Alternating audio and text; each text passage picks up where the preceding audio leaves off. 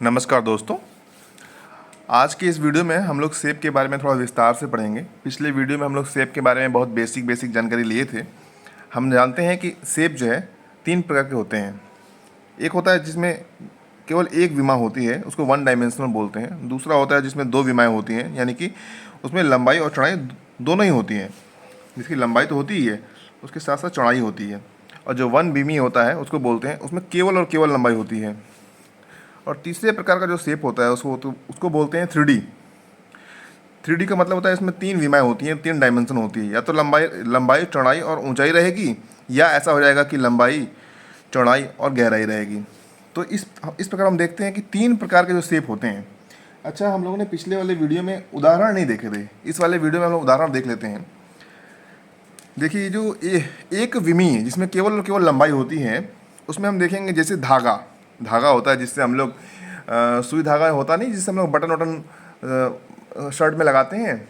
तो वो जो धागा होता है उसमें केवल लंबाई होती है।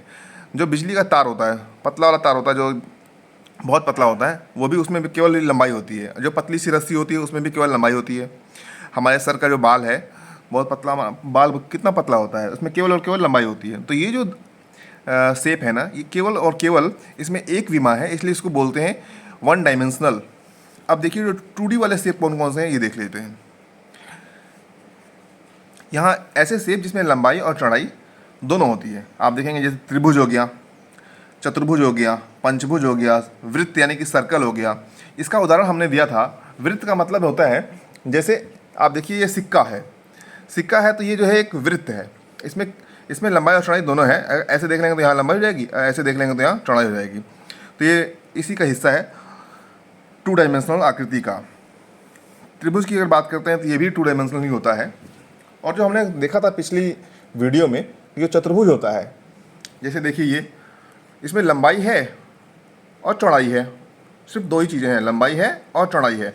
तो चतुर्भुज भी है 2 डायमेंशनल हो गया।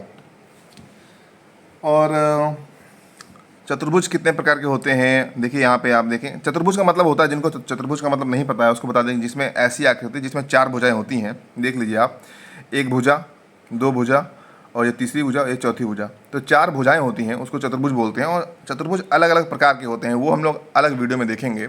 यहाँ हम लोग ये सिर्फ यही देख रहे हैं कि शेप्स जो है कितने प्रकार के होते हैं। चलिए, तो अब हम लोग देखते हैं जो 3D आकृतियाँ हैं वो कौन कौन सी हैं, उनके उदाहरण क्या क्या हैं। ऐसी आकृतियाँ जिसमें लंबाई चौड़ाई ऊंचाई या लंबाई चौड़ाई गहराई होती है, उसको 3D आकृतियाँ बोलते हैं। जैसे जो गोला होता है, अब ध्यान देना है, गोला और वृत्त इन दोनों को सेम नहीं समझ लेना है। कई बार लोग ना इन दोनों को सेम ही समझते हैं ऐसे, क्योंकि कागज़ पे तो बन नहीं पाता है ना। अब देख लीजिए, ये दोनों, जैसे ये दोनों देखिए, ये दोनों ही सेम नहीं है। ये है सर्कल, ये सर्कल है, और ये है गोला। गेंद, फुटबॉल, ये सब गोला होता है, ये है सर्कल। तो यहाँ ध्यान रखना है, ये दोनों ही सेम नहीं होते हैं। ये है सर्कल और ये है गोला। अरे रुको यार, गोला कहाँ जा रहे हो?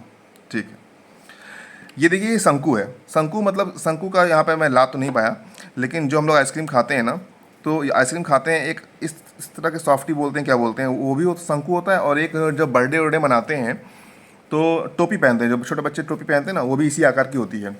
घन की अगर बात करते हैं तो लूडो हम लोग जो खेलते हैं, लूडो में जो पासा होता है, जिसपे 1 2 3 4 5 6 लिखा होता है ना, उसी को पासा बोलते हैं। तो वो जो लूडो का पासा है वो घन होता है। घन का मतलब होता है कि लूडो में आप ध्यान से देखेंगे ना, तो उसकी जितनी भी भुजाएं होती हैं सब बराबर होती हैं, लंबाई चौड़ाई ऊंचाई तीनों ही बराबर होती हैं, तो वो घन हो गया। और घनाभ जो है, जैसे फ्रिज हो गया, जिसकी लंबाई चौड़ाई ऊंचाई बराबर नहीं है, वो फ्रिज हो गया। माचिस की डिबिया हो गई, ये सब भी घनाभ है। तो अब आप समझ गए होंगे। जैसे रबड़, देखिए रबड़, आप देखिए ये थोड़ा छोटा तो है, लेकिन इसी के आसपास तरीके के माचिस भी होती हैं। तो ये सब घनाभ हो गया। तो अब आप समझ गए होंगे उदाहरण से कि आखिर जो है 3D और 2D में क्या अंतर है। और इसका अंतर बहुत आसानी से समझना चाहिए कि ये वृत्त है और ये गोला है। वृत्त के एक और उदाहरण आप लोग सोचिए, घरों में हम लोग वृत्त का बहुत सारे उदाहरण देखने को मिल जाते हैं।